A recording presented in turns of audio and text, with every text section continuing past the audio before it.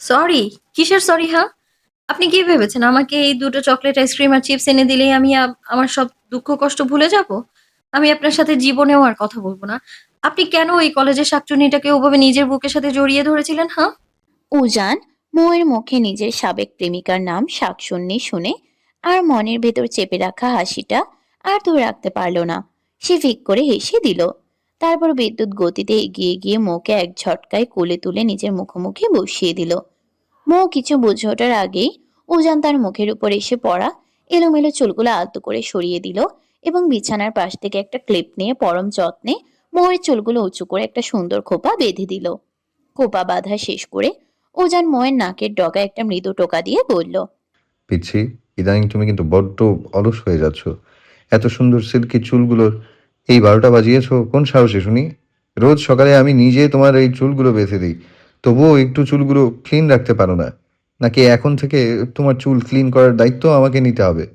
মৌ উজানের এই বেমক্কা বকা আর চতুরতা দেখে রাগে আরো লাল হয়ে গেল। সে উজানের কোল থেকে নেমে বুক লক্ষ্য করে নিজের ছোট ছোট হাত দিয়ে দুটো কিল বসিয়ে দিয়ে দিল। আপনি অনেক খারাপ। আপনি আমার অভিমান না ভাঙিয়ে উল্টো এখন আমাকেই অলস বলে বকা দিচ্ছেন। থাকবো না আমি আপনার সাথে, চলেই যাবো আমি এখান থেকে। থাকতে পারবে আমায় ছাড়া? থাকতে পারবো না বলেই তো এমন করছেন। যেদিন সত্যি, সত্যি চলে যাবো সেদিন ঠিকই বুঝবেন। উজান তার প্রতি উত্তরে আর কোনো কথা বলল না। সে জানে এই পিচ্চিটাকে মুখের কথায় শান্ত করা যাবে না। উজান বেশ কিছু সময় গভীর চোখে মোয়ের ওই নিষ্পাপ মুখখানার দিকে তাকিয়ে রইল।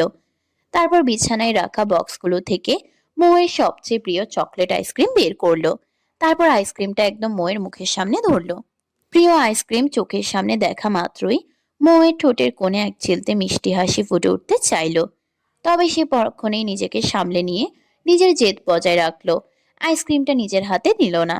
উজান মোয়ের এই কাণ্ড দেখে মনে মনে নিঃশব্দে হাসলো। মৌ যদিও তার উপর অভিমান করে মুখটা অন্যদিকে ঘুরিয়ে রইল, কিন্তু আইসক্রিমের চেনা সুবাস পেয়ে ইতিমধ্যে তার জিভে জল চলে এসেছে।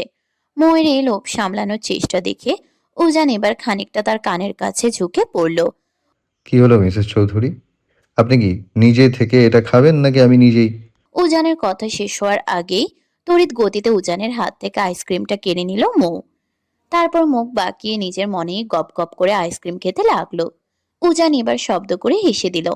মৌ উজানের হাসির দিকে পাত্তা না দিয়ে চোখ মুখ কুঁচকে পরম তৃপ্তিতে আইসক্রিম খাওয়ায় ব্যস্ত হয়ে পড়ল। তবে পুরোটা সময় উজান কিন্তু এক পলকের জন্য চোখ সরালো না। তার গভীর দৃষ্টিটা স্থির হয়ে লেপ্টে রইল কেবলই তার এই অবুঝ পিচ্ছি বউটার উপর। হঠাৎ মৌ বলে উঠে, লাভ ইউ প্রফেসর সাহেব। উজান মোয়ের দিকে তাকিয়ে মুচকি হাসলো। তার কপালে লেপ্টে থাকা চুলগুলো আলতো হাতে সরিয়ে দিয়ে ফু দিল। মৌ আইসক্রিম খেতে খেতে এক পলক তাকালো। অতঃপর উজান ভ্রুযুগল কুচকে জিজ্ঞেস করলো। চকলেট আইসক্রিম চিপস এনে দেওয়ার জন্য বললে? মৌ খিলখিল করে হাসলো। ঠোঁটের চারদিকে লেগে থাকা আইসক্রিম উজানের শার্টে মুছে উত্তর দিল। হুম। হায় আল্লাহ, এই মেয়ে দেখি সামান্য চকোলেট আইসক্রিমের জন্য। মৌ খিলখিল করে হাসলো। ঠোঁটের চারদিকে লেগে থাকা আইসক্রিম উজানের শার্টে মুছে উত্তর দিল, হুম। হায় আল্লাহ, এই এই মেয়ে দেখি সামান্য চকোলেট আইসক্রিমের জন্য ভালোবাসি বলে। উজানের মুখটা এক নিমিষেই বেলুনের মতো চুপসে গেল। সে মনে মনে এক দীর্ঘশ্বাস ফেলে ভাবল, এই মেয়েটাকে নিয়ে আর পারা যায় না। সব সময় এক অক্ষর বেশি না বললে যেন এই পেটের ভাত হজম হয় না। উজান নিজেও এবার একটু মুখ বাঁকিয়ে মৌয়ের কথার পিঠে উল্টো সুর ধরে খোঁচা দিয়ে বলে উঠল, ফষ্টি নষ্টি করেছি তো ভালোই করেছি। তোমার মতো তো আর হাজার খানেক ছেলের প্রেমে হাবুডুবু খেয়ে বেড়াইনি। মৌ আইসক্রিমটা মুখের কাছে নিয়ে আচমকা থেমে গেল। সে চোখ দুটো বড় বড় করে বলল, ছি! আপনি নিজে একটা ছেলে হয়ে আবার আরেক ছেলের প্রেমে পড়তে চান? ঘরে আমার মতো এত সুন্দর অপ্সরা বউ থাকতেও নজরটা এত খারাপ কেন আপনার শুনি? নাকি আপনি আসলে একজন মৌয়ের মুখে ওই মারাত্মক বাকি কথা শেষ হওয়ার আগেই উজান রীতিমতো বিষম খেয়ে চেঁচিয়ে উঠল, just shut up Mrs Chowdhury. তোমায় কি আমি এই এত চকোলেট আইসক্রিম আর চিপসের পাহাড় এনে দিয়েছি আমার সামনে বসে আমারই মুখে মুখে এভাবে তর্ক করার জন্য? সত্যি কথা শুনলে তো সবার গায়ে একটু জ্বালা ধরবেই, এটাই তো স্বাভাবিক। আর শুনুন মিস্টার খাটাস, আপনি মোটেও এই এত কিছু আমায় এনে দেননি। আপনি তো আমার সবার সামনে নিজের বউ বলে স্বীকারই করতে চান না। এগুলো সব আমার ওই ড্যাশিং আর ক্রাশ বর উজান চৌধুরী এনে দিয়েছে আমায়। আর আমি শুধুমাত্র আমার বরের কথাই শুনবো। আপনার মতো খাটাস লোকের এখানে কোনো দরকার নেই। ফাজিল মেয়ে একটা। ফাজিল শব্দটা শোনা মাত্রই মোয়ের ফর্সা মুখের রং মুহূর্তের মধ্যে পাল্টে লাল হয়ে গেল। সে হাতের আইসক্রিমের চট করে শেষ করে দ্রুত সোজা হয়ে দাঁড়ালো। তারপর নিজের কোমরে হাত গুজে গলার গলার স্বর সপ্তমে চড়িয়ে কর্কশ কণ্ঠে প্রতিধ্বনি করে উঠল। আপনি ফাজিল, আপনার 14 গোষ্ঠী ফাজিল, খচ্চর লোক। বউকে ভালোবাসে না, শুধু কথায় কথায় বকে। হুম। উজান চরম বিস্ময়কর দৃষ্টিতে কিছু সময় এই পুচকে মেয়ের রণচণ্ডী রূপের দিকে তাকিয়ে রইল। তারপর নিজের গলার স্বর খানিকটা উঁচু করে মুখ ভাঙিয়ে উত্তর দিল। বউ? Like seriously? তুমি বউ নও, তুমি বউ নামের অ্যাটম বোম। হ্যাঁ, এখন তো আমাকে অ্যাটম বোম মনে হবেই। ঘরে এত সুন্দর বউ থাকতে বাইরে ফুষ্টি নুষ্টি করতে পারেন কি না? এই ইডিয়েট, তোমার মনে হয় উজান চৌধুরী সত্যি সত্যি বাসার বাইরে ফষ্টি নষ্টি করে? আপনি কি শুধু ফুষ্টি নষ্টি করেন, সাথে নাঙ্গিদের সাথে ঘেঁষাঘেঁষিও করতে পারেন? তাই এখন বউকে তিতা লাগছে আপনার। হোয়াট নাঙ্গি? একটা মেয়ের বয়ফ্রেন্ড বা প্রেমিককে যদি নাঙ্গও বলতে পারে, তাহলে সেই হিসেবে আপনার ওই শিরিন পেতনি একটা আস্ত নাঙ্গি। উজানের মুখ দিয়ে আর কোনো কথা সরল না। সে শুধু একটা তপ্ত ও দীর্ঘশ্বাস ফেলল।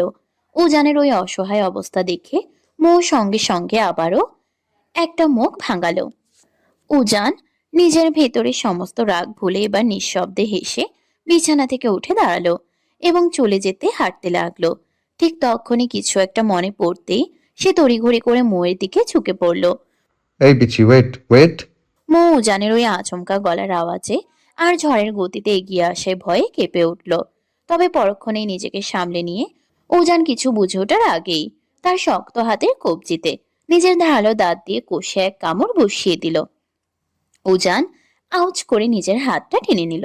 মৌ সঙ্গে সঙ্গে দাঁত কটমট করে বলল। খাচ্চর লোক একটা, এভাবে হুঠে চিলাচিলি করে আমার ভয় পাইয়ে মেরে ফেলতে চান একদম। ফাজিল কেমন করে কামড় দিল! ইস, কি ব্যথা! আর তুমি আবার ভয়ও পাও নাকি? আমি তো জানতাম এই দুনিয়ায় তুমি একাই সবার ভয়ের একমাত্র কারণ। কথাটা শেষ হতেই মৌ নিজের বড় বড় চোখ দুটো আরো তীক্ষ্ণ করে উজানের দিকে তাকালো। মুহূর্তের মধ্যে রাগে মৌয়ের পুরো মুখটা একদম লাল টকটকে রক্তবর্ণ ধারণ করলো। মৌয়ের ওই রাগী চাউনি দেখে উজান এবার নিজের গলা খাকারি দিয়ে অত্যন্ত মিনমিনের স্বরে বিড়বিড় করে আওড়ালো। এমন করে তাকাও কেন? ভয় লাগে তো। মৌ এবারও কোনো কথা না বলে একদম ড্যাব ড্যাব করে উজানের চোখের দিকে তাকিয়ে রইলো। তা দেখে উজান নিজের চোখ দুটো ছোট ছোট করে নিল। মাথাটা খানিকটা নিচু করে ফিসফিস করে বলল। অগ্নিকন্যা, প্লিজ এমন করে তাকিও না। সত্যি সত্যি আমার ভয় লাগছে। বাই দ্য ওয়ে, একটা কথা বলো তো, তুমি কিভাবে জানলে জড়িয়ে ধরা মেয়েটি শিরিন? কেন জানবো না? আপনার ওই ফোন থেকে জেনেছি। হোয়াট? তুমি আমার ফোন ঘেটেছো? তুমি কখন আবার ফোন ঘাটলে? মৌ এবার বিছানার উপর একদম টান টান হয়ে দাঁড়িয়ে উজানের মুখোমুখি হলো। বিছানায় দাঁড়ানোর কারণে আজ সে উচ্চতায় ঠিক উজানের সমকক্ষ হয়েছে। নয়তো মেঝেতে দাঁড়ালে সে বড়জোর উজানের চওড়া বুক অব্দি পৌঁছাতে পারে। মৌ নিজের ঠোঁটের কোণে এক রহস্যময়ী ও বিজয়ের হাসি ঝুলিয়ে রাখলো। আপনার ওই ফোন তো বাসর রাতে ঠিক পরের দিনই পুরো ঘেটে তছনছ করে ফেলেছি আমি। আপনার কপালটা না বড্ড ভালো যে ওই পেতনি শিরিনের কোনো ছবি আপনার গ্যালারিতে ছিল না, নয়তো সেদিনই আপনাকে কোরবানি করে দিতাম। খুব ভালো করে মনে রাখবেন মিস্টার প্রফেসর, আপনি এখন আমার বর। আমার বর হয়ে যদি অন্য কোনো নারীর দিকে চোখ তুলে তাকান বা ফ্লার্ট করেন, তবে আপনার ওই সুন্দর চোখ দুটো না আমি নিজে টেনে উপড়ে ফেলবো, আর সাথে ওই মেয়েটাকে একদম খুন করে ফেলবো। মুহূর্তের মধ্যে উজান এক হ্যাচকা টানে মৌকে বিছানা থেকে নিজের শক্ত আর চওড়া বুকের উপর টেনে নিল। আচমকা এই কাণ্ডে মৌ বড্ড ভয় পেয়ে নিজের চোখ মুখ শক্ত করে খিচে বন্ধ করে ফেলল। হুট করেই যখন সে অনুভব করলো কারো অত্যন্ত তপ্ত আর ভারী নিঃশ্বাস তার মুখের উপর আশ্রে পড়ছে, তখন সে নিজের চোখ দুটো পিটপিট করে মিলল। চোখ খুলেই দেখলো উজান তার মুখের এতটাই কাছে ঝুঁকে আছে যে দুজনের নাকের ডগা প্রায় ছুঁই ছুঁই। উজানের এই অতর্কিত ঘনিষ্ঠতা দেখে মৌয়ের বুকের ভেতরে হৃৎপিণ্ডটা যেন বিদ্যুৎ গতিতে লাফাচ্ছে। উজান মৌয়ের চোখের দিকে গভীর দৃষ্টি রেখে হুট করিয়ে এক চিলতে বাঁকা হেসে বলে উঠল। তা কয়জনকে মারবেন মিসেস চৌধুরী? আপনার এই হ্যান্ডসাম বরকে যে অনেক মেয়ে নিজের করে চায়। মৌ এবার এক মুহূর্ত দেরি করল না। সে উজানের কলারটা নিজের ছোট ছোট হাত দিয়ে শক্ত করে চেপে ধরে অত্যন্ত দৃঢ় ও জেদি গলায় উত্তর দিল। যে কয়জনই আপনাকে চাক না কেন, আমি তাদের সবাইকে খুন করব।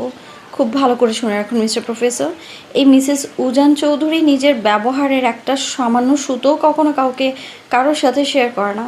সেখানে আপনাকে তো অন্য কারোর সাথে শেয়ার করার প্রশ্নই ওঠে না। আপনি শুধুমাত্র আমার, আর শুধুই আমারই থাকবেন, বুঝতে পেরেছেন? পুচকে বউয়ের মুখে এই প্রথম এমন স্পষ্ট আর তীব্র অধিকার বোধের স্বীকারোক্তি শুনে ও যা নিঃশব্দে হাসলো। তার বুকের ভেতর এক অন্যরকম ভালো লাগা ছুঁয়ে গেল। সে আলতো করে মৌকে নিজের বুক থেকে ছেড়ে দিল এবং কোনো কথা না বাড়িয়ে শান্ত পায়ে কক্ষ ত্যাগ করলো। উজান রুম থেকে বেরিয়ে যেতেই মৌ নিজের বিছানায় ধপাস করে বসে নিজের মনেই খিলখিল করে হেসে উঠল। সে স্পষ্ট বুঝতে পারছে তার এই খাটাস পরটা ইদানিং আর আগের মতো তার উপর খুব একটা বিরক্ত হয় না, বরং তার এই পাগলামিগুলো এখন বেশ উপভোগই করে। বিকেলের স্নিগ্ধ ও হালকা মিষ্টি বাতাসের মাঝে একা একা হেঁটে চলেছে মেহের। সামনেই তাদের পরীক্ষা, তাই লাইব্রেরিতে বসে কিছু দরকারি নোটস আর বই পড়তে পড়তে কখন যে বিকেল গড়িয়ে গিয়েছে সে বুঝতেই পারেনি। অবশ্য এখন অনেকটা দিন অনেকটা বড়, সন্ধ্যা হতে এখনো বেশ খানিকটা সময় বাকি আছে। কাঁধে ভারী কলেজের ব্যাগটা ঝুলিয়ে সে ক্লান্তি ভরা পায়ে ধীরে ধীরে পিচঢালা রাস্তা দিয়ে হেঁটে চলেছে। এই প্রচন্ড গরমে হেঁটে চলার কারণে তার কপালে বিন্দু বিন্দু ঘাম জমা হয়েছে। অন্য দিনগুলোর তুলনায় আজ গরমটা একটু বেশিই পড়েছে। মেহের যখন নিজের মনে হেঁটে যাচ্ছিল ঠিক তখনই হুট করে পাশে কারো এক দীর্ঘ ছায়া আর চেনা উপস্থিতি টের পেল। সে চমকে পাশে ফিরে তাকাতেই দেখে তার ঠিক গা ঘেঁষে চলছে ইফাত চৌধুরী। ইফাতকে এই অসময়ে হুট করে নিজের ঠিক পাশে দেখতে পেয়ে মেহেরের চোখ দুটো বিস্ময়ে বড় বড় হয়ে গেল। ইফাত মেহেরের ওই থতমত খেয়ে যাওয়া মুখটা দেখে ঠোঁটের কোণে এক মুচকি হাসি ঝুলালো। তারপর মেহের কিছু বুঝে ওঠার আগেই চোখের পলকে তার কাঁধ থেকে ভারী ব্যাগটা নিজের হাতে টেনে নিল। অতঃপর মেহেরের পায়ে পা মিলিয়ে একদম তাল মিলিয়ে হাঁটতে লাগলো। আপনি এখানে? আর আমার ব্যাগ এভাবে আপনাকে নিয়ে যেতে হবে না, আমি নিজেই নিজের ব্যাগ ক্যারি করতে পারবো, দিন ওটা। ইফাত মেহেরের কথা শুনে সাথে সাথে মাঝ রাস্তায় থমকে দাঁড়িয়ে গেল। সে নিজের জোড়া ভ্রু কুঁচকে গম্ভীর কণ্ঠে জিজ্ঞেস করলো। এই যে মিস মেহের, আমি তোমার চেয়ে বয়সে বড় নাকি তুমি আমার চেয়ে বড়? আপনি বড়। গুড। তাহলে আমি যা বলবো তুমি ঠিক তাই করবে, কোনো তর্ক করবে না, চুপচাপ হাঁটো। আর একটা গুড নিউজ শোনেন, আমি কিন্তু এখন থেকে নিয়মিত বাবার অফিসে যাব। আজকেও গিয়েছিলাম, প্রথম দিন তো, তাই কাজগুলো বুঝতে একটু কষ্ট হয়েছে, তবে ধীরে ধীরে সব ঠিক হয়ে যাবে। কি বলো? সেটা আমাকে কেন বলছেন? তোমাকে বলবো না তো আর কাকে বলবো শুনি? আমি কিভাবে জানবো কাকে বলবেন? আর প্লিজ আমার ব্যাগটা এবার আমায় দিয়ে দিন। ভাইয়া আমাকে বলে দিয়েছে রাস্তায় চেনা অচেনা কোনো ছেলের সাথে যেন বেশি কথা না বলি। এক মুহূর্ত ব্যাগটা নিজের কাছে রাখলো না ইফাত। সে সজোরে মেহেরের হাতে তার ব্যাগটা ধরিয়ে দিল। তবে মেহেরের এই রুক্ষ উত্তর শুনে ইফাতের মনটা একটুও খুশি হলো না, বরং তার পুরো মুখটা কালো হয়ে গেল। মেয়েটা তাদের বাসা থেকে নিজেদের বাড়িতে চলে আসার পর থেকে কেন যেন আবারও কেমন জানি চেঞ্জ হয়ে গিয়েছে। অথচ ওই কয়েকটা দিন যখন সে তাদের বাড়িতে ছিল তখন কত সুন্দর করে হেসে হেসে ইফাতের সাথে কথা বলতো। কিন্তু এখন তার আচরণ একদম ভিন্ন, পুরোপুরি অচেনা। সে আজ সকাল থেকে মেহেরকে কম করে হলেও 20 থেকে 30 বার ফোন করেছে, অথচ মেহের একটা ফোনও রিসিভ করেনি। কেন মেয়েটা তার সাথে এমন অদ্ভুত আচরণ করছে ইফাত কিছুতেই তার সমীকরণ মেলাতে পারছে না। ইফাত একটু এগিয়ে গিয়ে মৃদু কণ্ঠে ডাকলো। ফুলকন্যা। মেহের মনের ভিতরে এক তীব্র ধাক্কা খেয়ে চমকে তাকালো। সে মনে মনে ভাবলো এই লোকটার সাথে সে যত দূরত্ব বজায় রেখে চলতে চায় লোকটা ঠিক ততটাই তার কাছাকাছি চলে আসে। সে কিভাবে এই পাগল মানুষটাকে বোঝাবে যে তার মনের গভীরে মেহেরকে নিয়ে যে আশা ও রঙিন স্বপ্ন বাসা বেঁধেছে তা পূরণ হওয়া এই সমাজে একদম অসম্ভব। ইফাত মুখে নিজের ভালোবাসার কথা সরাসরি প্রকাশ না করলেও মেহের তার ওই চোখের ভাষা খুব ভালো করেই বুঝতে পারে। ইফাতের মনে মেহেরের জন্য কি গভীর অনুভূতি চলছে তা সে স্পষ্ট টের পায়। আর ঠিক সেই কারণেই সে দূরত্ব বজায় রাখে। তবুও এই মানুষটা কেন যেন তার থেকে দূরে সরে যায় না। মেহেরকে ওভাবে চুপচাপ দাঁড়িয়ে থাকতে দেখে ইফাতের কণ্ঠস্বর এবার বড্ড অসহায় শোনালো। সে আবারও জিজ্ঞেস করলো। ফুলকন্যা, তুমি কি আমার ওপর খুব বেশি বিরক্ত? কই না তো, বিরক্ত হব কেন? তাহলে আমাকে এভাবে সারাক্ষণ অ্যাভয়েড কেন করো? তুমি কি জানো তোমার এই অ্যাভয়েড করা আমি একদম নিতে পারি না? তোমায় আজ সকাল থেকে আমি কতগুলো ফোন করলাম, অথচ তুমি একটা বারও আমার ফোনটা রিসিভ করলে না। তুমি কি একবারও ভেবে দেখেছো এতে আমার মনটা কতটা হার্ট হয়েছে, আমি কতটা কষ্ট পেয়েছি? ইফাতের এই তীব্র আকুলতা আর কষ্টের কথা শুনে মেহেরের বুকটা যেন ভেঙে চুরমার হয়ে গেল। সে নিজের চোখের অশ্রু লুকানোর জন্য অপরাধীর মতো মাটির দিকে তাকিয়ে মাথা নিচু করে রইল। তার মুখ থেকে একটি শব্দও বের হলো না। ইফাত মেহেরের একদম মুখোমুখি দাঁড়িয়ে তার এক হাত আলতো করে ধরতে চাইল। তার কণ্ঠে তখন অনুনয়। ফুলকন্যা, প্লিজ কিছু তো বলো। কিন্তু এবারও মেহের একটা কথাও বলল না। সে নিজের হাতটা সরিয়ে নিয়ে ছলছল চোখে ইফাতের দিকে তাকালো। ঠিক তখনই তার নজর গেল কিছুটা দূরে দাঁড়িয়ে থাকা সাব্বিরের উপর। সাব্বিরকে দেখা মাত্রই মেহের যেন এক মস্ত বড় বাঁচার উপায় খুঁজে পেল। সে আর এক সেকেন্ডও ইফাতের সামনে দাঁড়ালো না, বরং তড়িৎ গতিতে দৌড়ে সরাসরি সাব্বিরের কাছে চলে গেল। ইফাত মাঝ রাস্তায় একা দাঁড়িয়ে অসহায় ও শূন্য দৃষ্টিতে কিছু সময় মেহেরের চলে যাওয়ার দিকে তাকিয়ে রইল। তার বুকের ভেতরটা এক তীব্র যন্ত্রণায় মুচড়ে উঠল। সে কোনোভাবে এই মেয়েটাকে বোঝাতে পারছে না যে মেহেরের প্রতি তার এই তীব্র টান কোনো সাময়িক মোহ নয়। এটা তার হৃদয়ের একদম গভীর থেকে সৃষ্টি হওয়া এক পবিত্র অনুভূতি। ইফাত নিজের অতীতে অনেক মেয়ের সাথেই তো মিশেছে, অনেক রিলেশনশিপও করেছে, কিন্তু মেহেরের জন্য কেন তার ভেতরটা এমন ব্যাকুল হয়ে ওঠে? কেন মেহেরকে একটু না দেখলে, তার সাথে একটা দিন কথা না বললে মনটা ভীষণ অস্থির হয়ে ওঠে?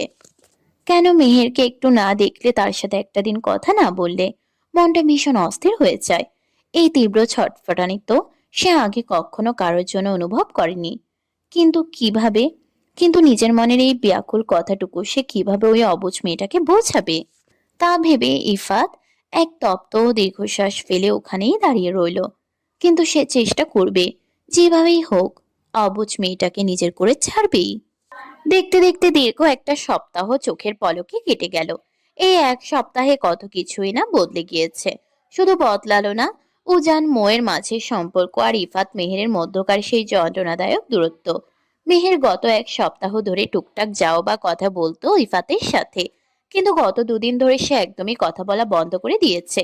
এমনকি ইফাত রোজ তার কলেজের সামনে বাইক নিয়ে দাঁড়িয়ে থাকে বলে মেহেরের পরীক্ষা থাকা সত্ত্বেও সে গত দুদিন ধরে কলেজে যাওয়া পর্যন্ত বন্ধ করে দিয়েছে।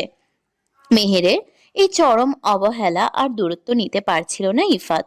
তাই আজ সে সব বাধা ভেঙে সোজা মেহেরের ফুপুর বাসার নিচে এসে বাইক নিয়ে দাঁড়িয়ে আছে।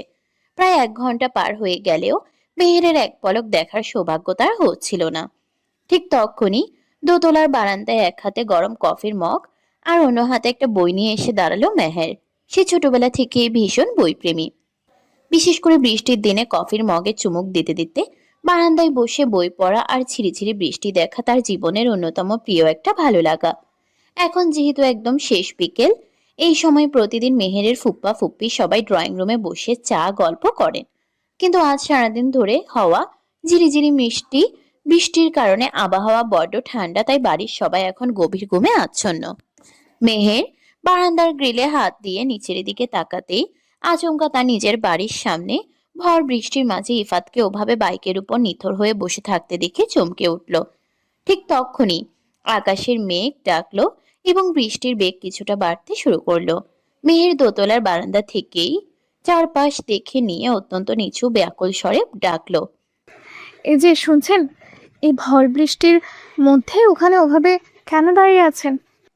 কিন্তু ইফাত মেহেরের কথার কোনো উত্তর দিল না। সে নিজের বাইকের হ্যান্ডেলে গালে হাত দিয়ে ঠিক আগের মতোই এক দৃষ্টিতে দোতলার বারান্দার দিকে তাকিয়ে রইল।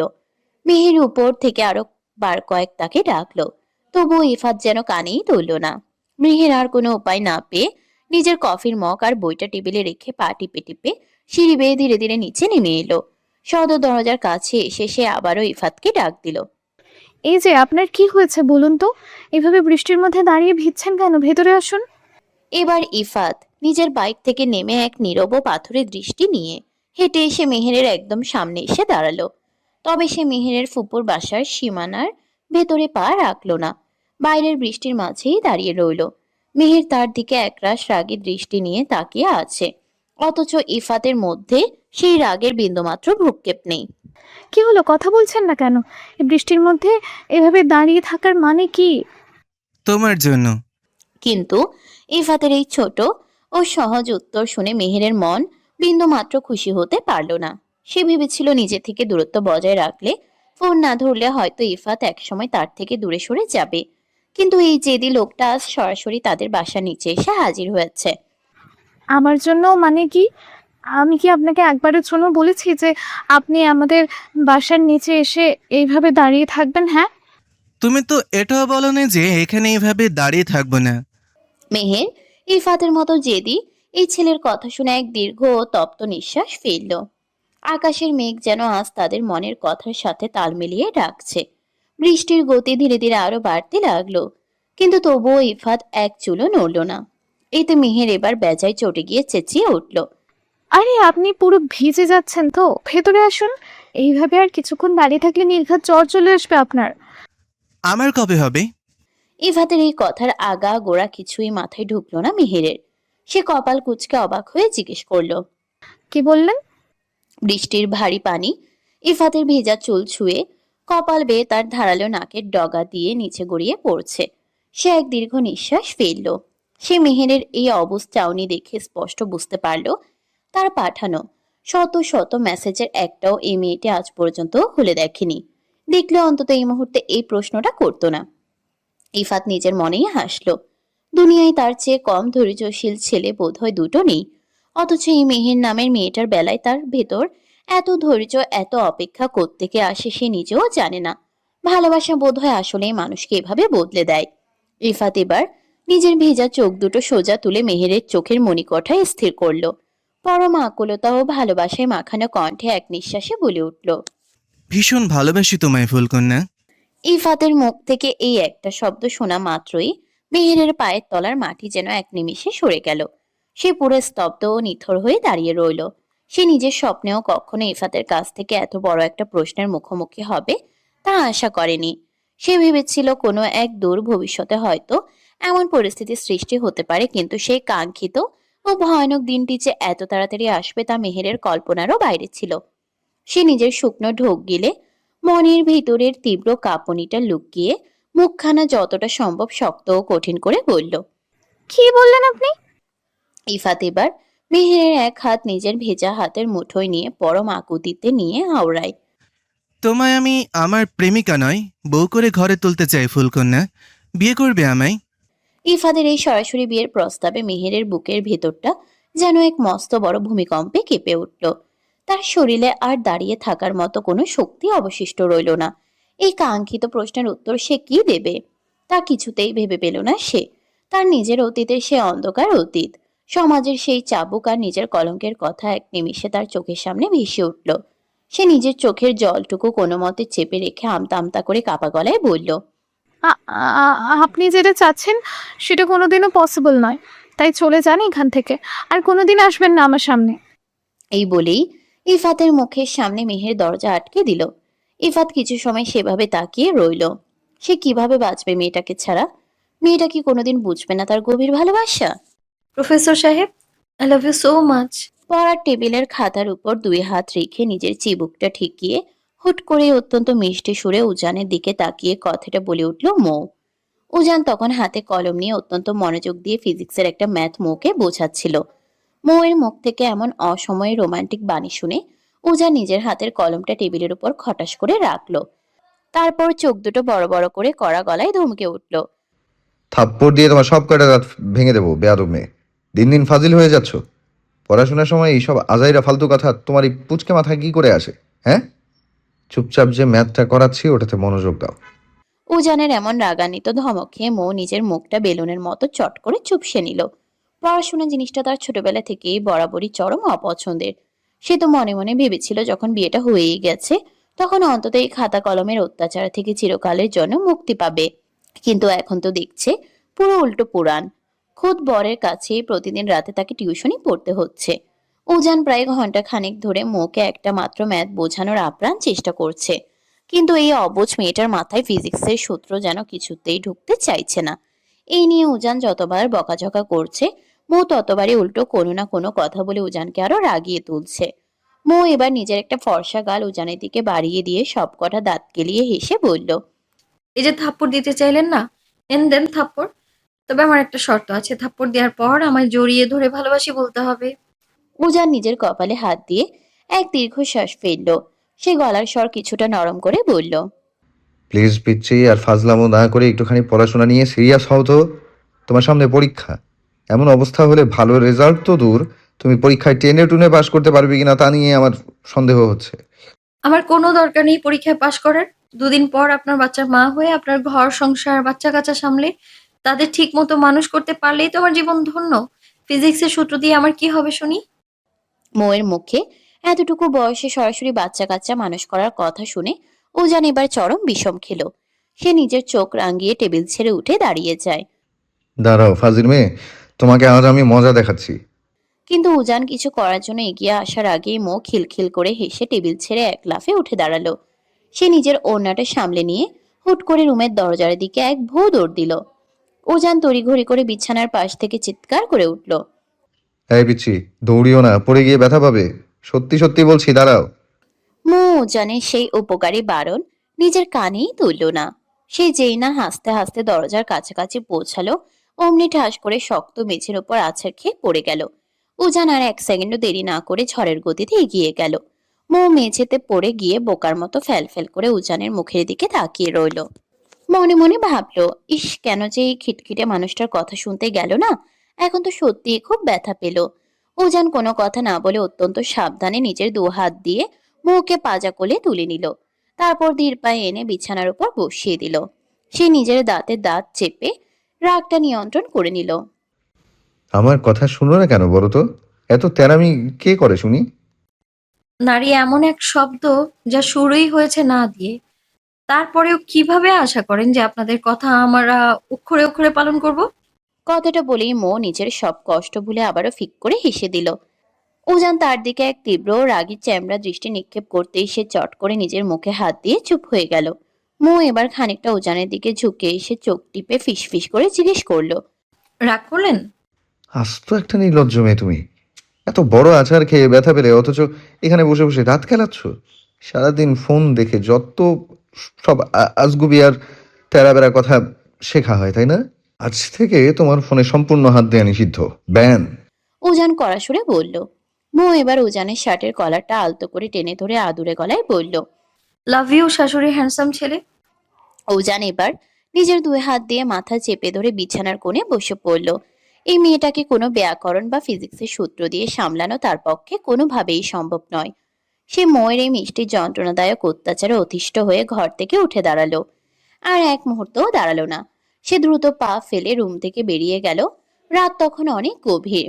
পুরো চৌধুরী বাড়ি এখন নিস্তব্ধতায় ডুবে আছে। উজান রুম থেকে বেরিয়ে নিজের ভেতরের অস্থিরতা কমাতে ধীর পায়ে বাড়ির পিছনে থাকা সে পুরনো পুকুর পাড়ের দিকে এগিয়ে এলো। এই জায়গাটা একসময় বিশেষ করে তার স্কুল কলেজ লাইফে ভীষণ প্রিয় ছিল। একা একা বসে চাঁদ দেখা আর ডায়েরি লেখার এক মস্ত বড় আশ্রয় ছিল এই পুকুর পাড়। তবে 14 বছর আগে সেই কাল রাতের পর থেকে এখানে আর তেমন একটা আশা হয় না তার। উজান যখন পুকুর পাড়ের ঘাটে গিয়ে দাঁড়িয়ে এক দীর্ঘশ্বাস ফেলল, ঠিক তখনই তার মনে হলো পেছনে ছায়ার মতো কেউ একজন দাঁড়িয়ে আছে। সে সাথে সাথে সজোরে পেছনে ফিরে তাকালো। দেখলো মৌ ঠিক চোরের মতো পা টিপে টিপে তার পিছু পিছু এত দূর চলে এসেছে। তাকে ওভাবে দেখে উজান নিজের জায়গায় স্থবির হয়ে গেল। সে নিজের 2 হাত বুকের উপর আড়াআড়ি ভাবে বেঁধে জোড়া ভ্রু কুঁচকে অত্যন্ত গম্ভীর কণ্ঠে জিজ্ঞেস করলো, প্রবলেম কি তোমার? মাঝরাতে এভাবে চোরের মতো আমার পিছু পিছু আসার মানে কি? একটু আগে মাত্র আছাড় খেয়ে ব্যথা পেয়েও তোমার একটু শিক্ষা হয়নি? মৌ ধীর পায়ে হেঁটে এসে উজানের একদম সামনে দাঁড়ালো। সে নিজের পায়ের আঙ্গুলের উপর ভর দিয়ে একটু উঁচু হয়ে উজানের মুখের কাছাকাছি নিজের মুখটা নিয়ে গেল। তারপর একগাল হাসি ফুটিয়ে আওড়ালো। ও, আমার দুলহাজান যেখানে, ওনার এই পুচকে বউটাও ঠিক ওনার পিছু পিছু সেখানে আসবে। ফাজলামি করো না পিচ্ছি, অনেক রাত হয়েছে, এখনই রুমে যাও। যাব না, কি করবেন আপনি শুনি?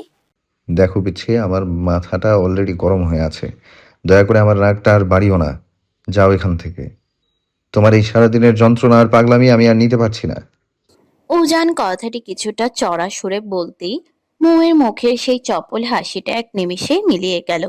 সে অত্যন্ত করুণ ও অসহায় চোখে উজানের চোখের দিকে তাকিয়ে ভাঙা গলায় জিজ্ঞেস করলো, আমি কি আপনাকে শুধু সারাদিন যন্ত্রণা দেই?